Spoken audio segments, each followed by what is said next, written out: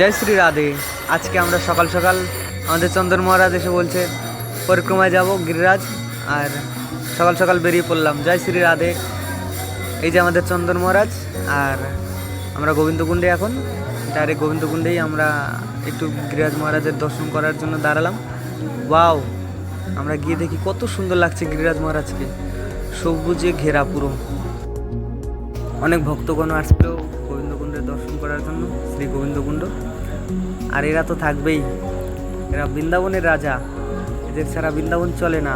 বাদর বাবারা, বাও, এরা দুষ্টমি করছে এখানে বসে না। শান্ত বাবা, গিরিরাজ মহারাজ, কি অপরূপ দৃশ্য, সবুজে ঘেরা, সবুজ, পুরো সবুজ। আর এটা শ্রাবণ মাস, অপরূপ দৃশ্য লাগবে। সামনে মনে হয় আরও সুন্দর লাগবে। অবশ্য আশা করি আমরা সামনের দৃশ্য অনেক সুন্দর দেখতে পাবো।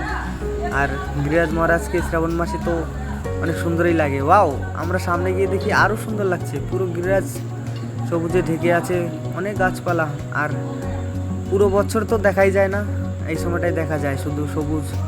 জয় শ্রী রাধে, জয় গিরিরাজ মহারাজ কি। কত সুন্দর দৃশ্য, ওয়াও। আর এরা তো আমাদের সাইডেই দিচ্ছিল না, পুরো রাস্তার মাঝখান থেকে চলছে।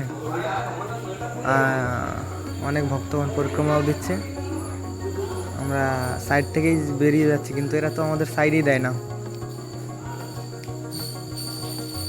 কি অবস্থা। জয় শ্রী রাধে, রাধে রাধে। অনেক ভক্তগণ পরিক্রমা করছে, দেখুন অনেক বয়স্ক বাবারাও পরিক্রমা করছে। সবাই রাধে রাধে বলছে, গিরিরাজ মহারাজের জয় দিচ্ছে। মাটির রাস্তা, কি অপরূপ দৃশ্য, সব গাছপালা যেন গিরিরাজ মহারাজকে প্রণাম করছে।